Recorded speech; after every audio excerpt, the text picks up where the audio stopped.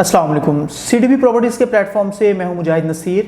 आज का जो हमारा टॉपिक है, बहरिया ऑर्चर्ड फेज़ 4 में दिए जाने वाले इंतहाई ज़बरदस्त mall time square mall and residencia में स्पेसिफिकली जो शॉप्स में इन्वेस्टमेंट की ऑप्शन है, आज हम इसके हवाले से बात करेंगे।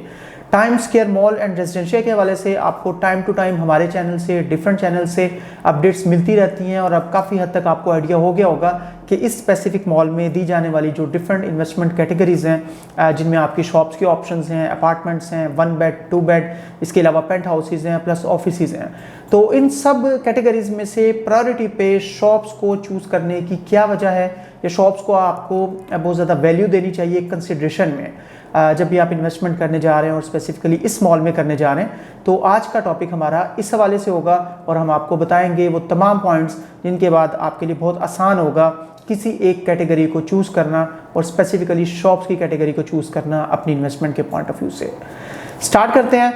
फर्स्ट ऑफ ऑल, लोकेशन जो है, आपको आइडिया होगा कि लोकेशन जो है वो एक बहुत ज़्यादा वेटेज वाला फैक्टर है। किसी भी तरह की इन्वेस्टमेंट में आपको लोकेशन को बहुत ज़्यादा वेटेज देनी पड़ती है, देनी चाहिए, उसको कंसिडर करते हुए। Time square mall and residencia जो है वो इंतहाई आइडियल ऑप्शन है लोकेशन के पॉइंट ऑफ व्यू से। आप शॉप्स की बाकी ऑप्शंस जो टाइम टू टाइम दी जाती रही बहरिया ऑर्चर्ड के किसी भी फेज़ में, वो फेज़ 2 के डी ब्लॉक में ऑप्शंस हों, वो इसके अलावा आपके फेज़ 1 के ईस्टर्न ब्लॉक की ऑप्शंस हों, या ईस्टर्न एक्सटेंशन में कुछ प्राइवेट बिल्डर की तरफ से दिए जाने वाले ऑप्शंस हों, आप किसी भी तरह के ऑप्शन के साथ इन ऑप्शंस को कंसीडर करें, आपको आइडिया हो जाएगा कि time square mall and residencia की लोकेशन जो है वो आइडियली लोकेटेड है। और ख़ासतौर पे जब शॉप्स की बात आती है जो कि बेसमेंट, ग्राउंड और फर्स्ट फ्लोर पर अवेलेबल है, तो यहाँ पर इस स्पेसिफिक एरिया में 160 फीट के मेन बुलेवर्ड के साथ 4 साइड की पार्किंग के साथ बहुत आइडियल लोकेशन है इन शॉप्स की, जिसको अप्रोच करना किसी भी तरह के क्लाइंट्स के लिए बहुत ज़्यादा ईजी होगा। तो इस वजह से आप इसको कंसिडर कर सकते हैं। इससे ज़्यादा बेहतर लोकेशन की शॉप्स आप विज़िट करें, फिज़िकली देखें, एनालाइज करें, तमाम फेजेस को देखें, आपको आइडिया हो जाएगा कि इससे ज़्यादा बेहतर लोकेशन की शॉप्स ना तो बहरिया ऑर्चर्ड में पहले अवेलेबल हैं और इनके बन जाने के बाद ना ही इसके बाद कोई ऐसी ऑप्शन होगी। ऑप्शंस बेशुमार आएंगी, बन भी रहे हैं, मॉल्स भी हैं, डिफरेंट ऑप्शंस हैं, लेकिन ऐसी लोकेशन जो बेहतरीन फुटफॉल वाली हो, जहाँ पे अच्छी गुजरगाह हो, मतलब रूटीन में यूज़ होने वाला एरिया हो और इस वजह से वो फुटफॉल वहाँ पे बेहतरीन एक्सपेक्टेड हो, ऐसी लोकेशन आपको नहीं मिलेगी। तो इस वजह से आपको शॉप्स को कंसीडर करना चाहिए। अगर मैं सेकंड फैक्टर की बात करूं तो लिमिटेड अवेलेबिलिटी, मतलब यहाँ पर ऑप्शंस तो 1 बेड अपार्टमेंट की भी आपको डिफरेंट फ्लोर्स पे मिलती हैं, काफ़ी ज़्यादा मिलती हैं। इसके अलावा 2 बेड अपार्टमेंट्स की भी मिलती हैं, ऑफिस भी मिलते हैं, लेकिन जो लिमिटेड एक नंबर में चीज़ मिलती है वो आपको शॉप्स हैं। सिर्फ बेसमेंट, ग्राउंड और फर्स्ट पे आपको शॉप्स मिलती हैं, जिसमें से बेसमेंट पे भी मैक्सिमम अक्सर लोग जो हैं वो बहुत ज़्यादा उसको डीपली नहीं देख रहे होते जब तक कोई एक बहुत बड़ा ब्रांड या एक बहुत बड़ा मॉल ना हो।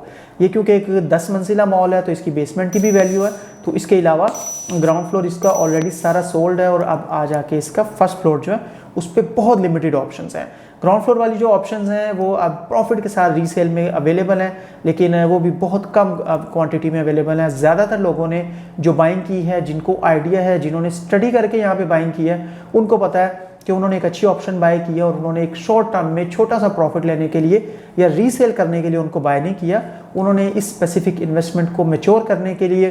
टिल दी एंड वेट करने के लिए, और एक जब मुकम्मल अपनी फिनिश फॉर्म में ये मॉल आएगा तब तक के लिए इसको होल्ड करने के लिए उन्होंने ये इन्वेस्टमेंट की है। फर्स्ट फ्लोर पे कुछ अवेलेबिलिटी है और इसके बाद ऊपर आप देखें तो सेकंड से लेके आपको 9th-10th फ्लोर तक या ऑफिसेज मिलते हैं, या 1 बेड अपार्टमेंट या 2 बेड अपार्टमेंट या पेंट हाउसेज, लेकिन शॉप्स आपको फर्स्ट फ्लोर से ऊपर कहीं पर भी नहीं मिलती। तो ये जो लिमिटेड अवेलेबिलिटी वाली चीज़ है, एक 10 मंजिला मॉल में सिर्फ बेसमेंट, ग्राउंड और फर्स्ट पे आपको शॉप्स मिलें और वो भी मतलब इतने ज़्यादा नंबर्स में ना हो कि उनकी वो वैल्यू ना रहे, उनके रेंटल वैल्यू, उनका पर स्क्वायर फीट रेट जो है वो उस तरह से इंक्रीज़ ना हो, तो इस हवाले से इनकी लिमिटेड होना भी एक बहुत बड़ा पॉजिटिव है और आपको ये लिमिटेड ऑप्शन जो है depending on your budget avail करनी चाहिए, इसको कंसिडर करना चाहिए। नेक्स्ट फैक्टर की अगर हम बात करें तो वो फुटफॉल का फैक्टर है। कमर्शियल इन्वेस्टमेंट किसी प्लाजे में हो या शॉप में हो, इस तरह की किसी भी कैटेगरी में हो, उसमें आपको फुटफॉल बहुत ज़्यादा, एक्सपेक्टेड फुटफॉल जो है उसको बहुत ज़्यादा कंसिडर करना पड़ता है। आप किसी स्पेसिफिक जगह पे, मॉल में, प्लाजे में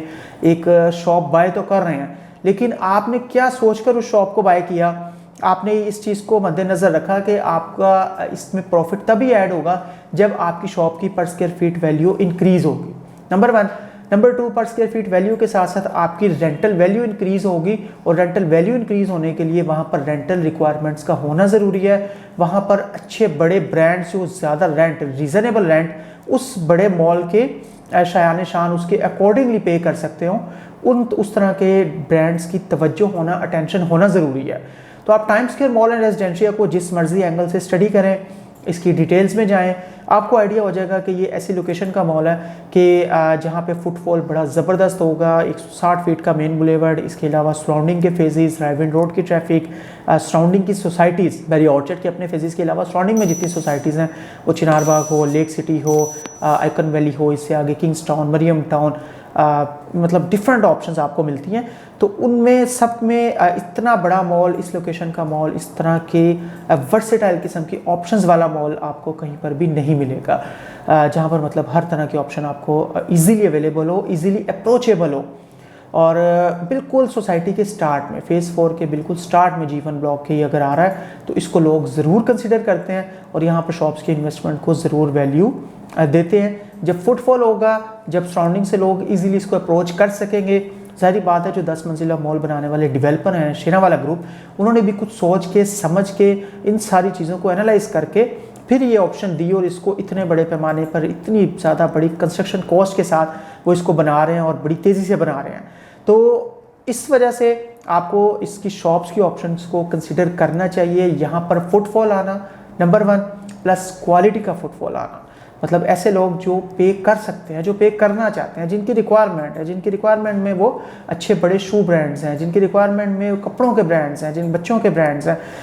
मतलब खाने पीने की अशिया हैं, वो डिफरेंट ब्रांड्स, हर तरह की ऑप्शन जो हैं, जो लोग चाह रहे होते हैं, अगर उनको ऐसी ऑप्शन नियर बाय मिलेगी सोसाइटी के स्टार्ट में, 4 साइड की पार्किंग के साथ, इजी अप्रोच के साथ, किसी तरह के